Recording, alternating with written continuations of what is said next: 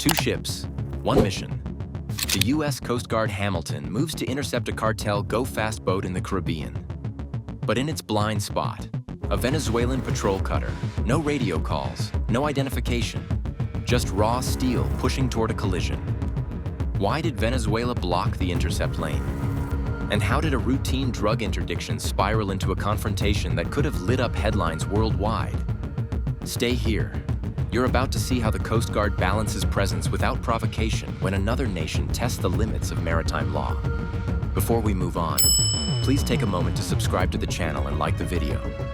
A collision alert blared inside Hamilton's Combat Information Center. On the radar, a Venezuelan cutter was not drifting nearby or shadowing from distance. It was driving a straight line toward Hamilton's lawful intercept path.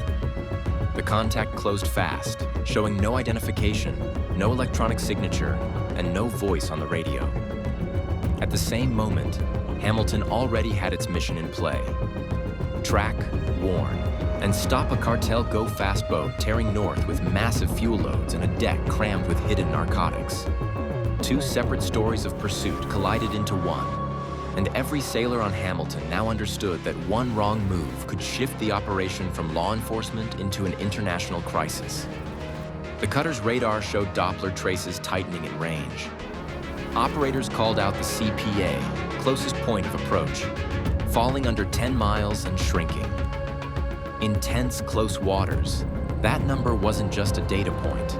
It was a warning that steel against steel was suddenly on the table. Hamilton's crew did not guess.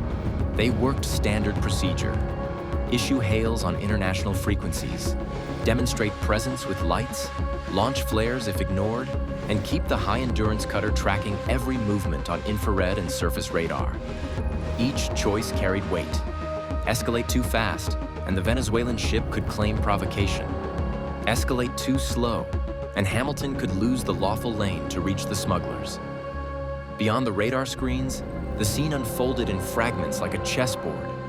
On the waterline, Hamilton's rigid hull inflatable boat slashed waves, crewmen gripping weapons tight, pushing toward the fleeing go-fast. Each jolt of the hull threw salt spray across their gear. Above them, Hamilton's MH-65 Dolphin helicopter hung in orbit, its forward-looking infrared system scanning. The display in CIC showed the suspect vessel in ghostly heat signatures. 3 men crouched low on a deck stacked with oversized fuel bladders. The cartel had built this boat for reach. The fuel extended its range hundreds of miles, enough to leapfrog into common shipping lanes before breaking for Caribbean transits into larger networks. The Venezuelan warship's silence created a new layer of danger.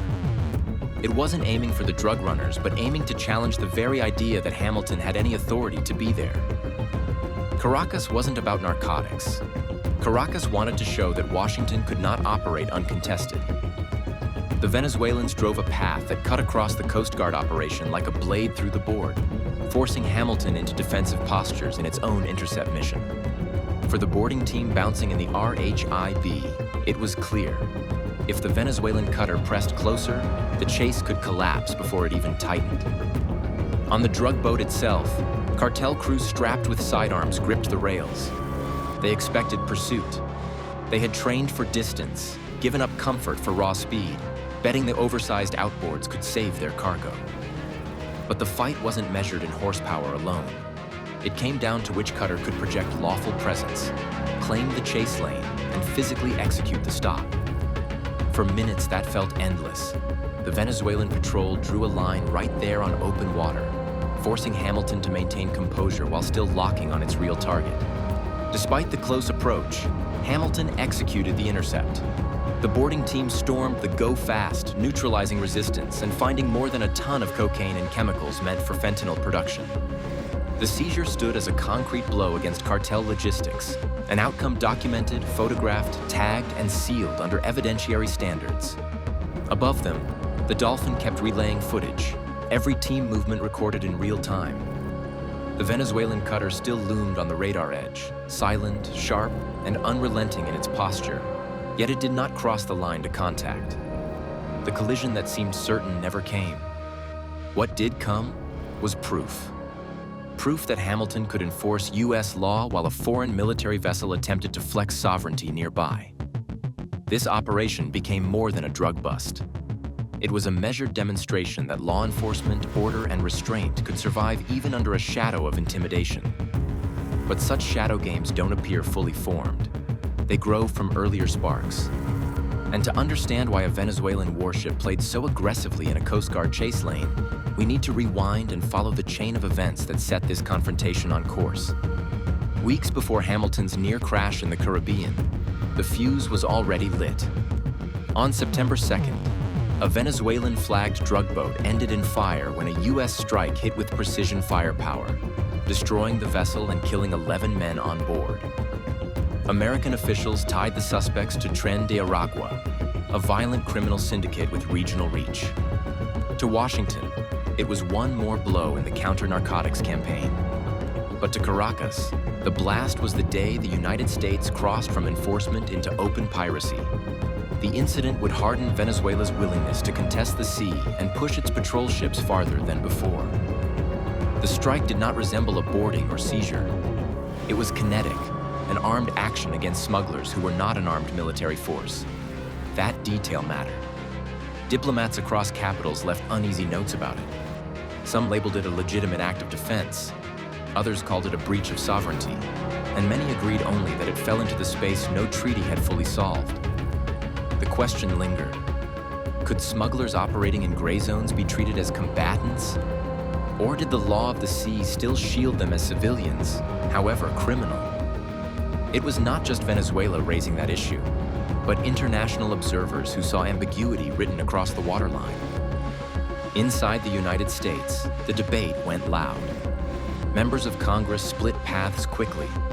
Supporters argued national security justified lethal force, warning patience had given cartels too much freedom. Critics countered that placing drug crews into the same frame as combat enemies expanded executive power beyond recognition. The memory of past missions hung over the chamber.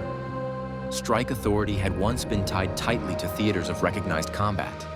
But here, the battlefield was narcotics lanes where law enforcement usually ruled. Did it demand Title 10 rules of armed conflict? Or Title 14 mandates of police authority? Even in legal language, the distinction was stark. Out on the water, Venezuelan ships made their own answer known.